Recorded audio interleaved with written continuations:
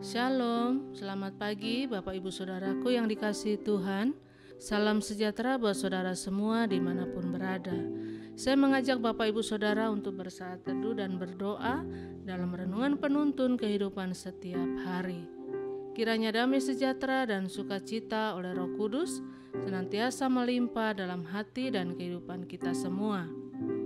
Tema renungan penuntun kita hari ini, si pendurhaka yang tertahan. Ayat bacaan kita terdapat di dalam 2 Tesalonika 2 ayat 6-12 dan di dalam ayat yang ke-7 ke-8 berkata demikian. Karena secara rahasia kedurhakaan telah mulai bekerja, tetapi sekarang masih ada yang menahan. Kalau yang menahannya itu telah disingkirkan, pada waktu itulah si pendurhaka baru akan menyatakan dirinya, tetapi Tuhan Yesus akan membunuhnya dengan nafas mulutnya dan akan memusnahkannya kalau ia datang kembali. Bapak Ibu Saudaraku yang dikasihi Tuhan, Alkitab berkata bahwa selama orang benar itu masih ada di bumi ini, maka si pendurhaka itu akan tertahan. Ingatkah saudara doa Abraham yang berkata kepada Tuhan, "Jika ada 50 orang benar, apakah engkau akan menghancurkan kota Sodom dan Gomora?" Tuhan berkata, "Kalau ada 50 orang benar, aku tidak akan menghancurkan kota Sodom dan Gomora." Dan dalam doanya, Abraham tawar-menawar dengan Tuhan, "Sampai 10 orang benar, akankah engkau menghancurkan kota Sodom dan Gomora?" Tuhan menjawab, "Aku tidak akan menghancurkan kalau ada 10 orang benar." Dan itu membuktikan bahwa kuasa orang benar itu sangat luar biasa. Ketika itu hanya dijumpai Lot dan keluarganya. Memang kota Sodom dan Gomora dihancurkan, tetapi Lot dan keluarganya diselamatkan. Karena itu selama kita masih ada di muka bumi ini, maka antikris tidak akan berkuasa dan menjadi raja. Selama orang benar ada, masa aniaya tidak akan pernah terjadi. Tetapi ketika trompet Allah berbunyi dan kita semua masuk masa pengangkatan, orang-orang benar diangkat oleh Kristus dalam kemuliaannya, dan pada saat setelah itulah baru nanti antikris dapat berkuasa. Barulah masa aniaya bisa terjadi. Tetapi kita ada bersama dengan Kristus selama-lamanya.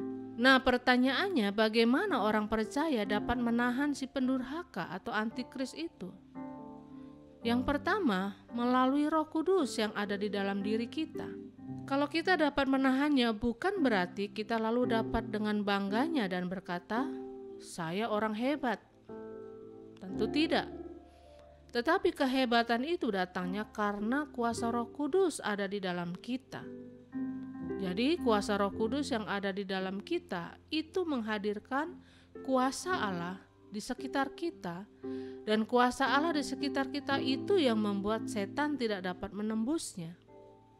Berarti setiap kita orang percaya adalah orang yang spesial. Kita adalah orang yang sudah diberi kuasa oleh Tuhan. Karena itu jangan kita bermain-main dengan pengiringan kita kepada Tuhan. Dan yang kedua, bagaimana orang percaya dapat menahan si pendurhaka? Yaitu lewat buah-buah pelayanan yang kita kerjakan. Si pendurhaka memang sedang bekerja. Gereja boleh saja difitnah, gereja bisa saja dihambat, bahkan dibakar, tetapi orang akan berkata, "Anak Tuhan hidupnya berbuah." Anak-anak Tuhan luar biasa, dan Yesus berkata, "Dari buahnya lah kita dikenal." Karena itu Alkitab berkata orang Kristen yang tidak berbuah di akhir zaman ini akan dipotong. Apakah kalau kita berbuah berarti kita sudah aman? Tentu tidak. Tetapi kalau kita sudah berbuah, Alkitab berkata kita akan dibersihkan oleh Tuhan supaya lebih lebat lagi buahnya. Berarti dari sini kita mengerti bahwa hidup Kristen dimanapun dia berada, kita harus mengeluarkan buah-buah pelayanan kita. Dan yang ketiga, bagaimana orang percaya dapat menahan si pendurhaka, yaitu lewat kasih Kristus yang terpancar dalam kehidupan kita dan keseharian kita.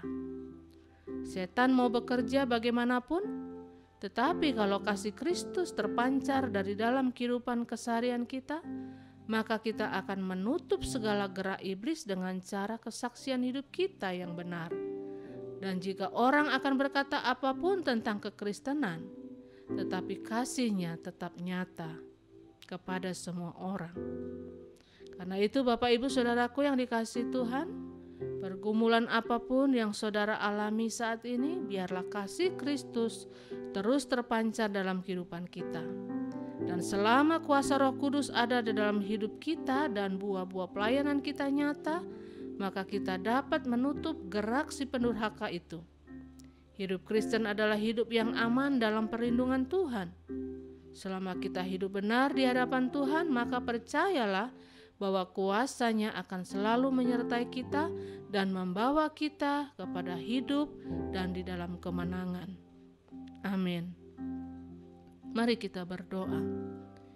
Terpujilah nama-Mu Tuhan Yesus. Engkau sungguh Tuhan Allah yang luar biasa.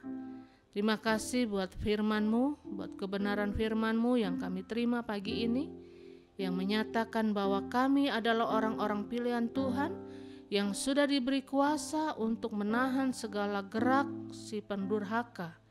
Karena itu Tuhan, mampukan kami untuk terus berjalan di dalam pimpinan Roh Kudus, untuk kami terus menghasilkan buah-buah di dalam pelayanan kami, dan biarlah kasih Kristus terus terpancar melalui kehidupan kami. Sehingga kuasa itulah yang dapat mengalahkan dunia ini, dan kuasa yang kami miliki itu dapat menahan setiap kuasa kegelapan si pendurhaka. Dan kami mau Tuhan Kau pakai kami untuk menjadi alat di dalam tangan-Mu. Terpujilah nama-Mu Tuhan Yesus, Engkau kekal sampai selama-lamanya. Di dalam nama Tuhan Yesus kami berdoa. Haleluya. Amin. Kiranya berkat yang sempurna dari Allah Bapa kita, kasih karunia dari Tuhan Yesus Kristus, dan persekutuan yang indah dengan Roh Kudus menyertai kita semua dari sekarang ini dan sampai selama-lamanya. Maju terus dalam tuntunan Tuhan, tetap semangat, sampai jumpa esok hari dalam penuntun kehidupan setiap hari, dan Tuhan Yesus memberkati.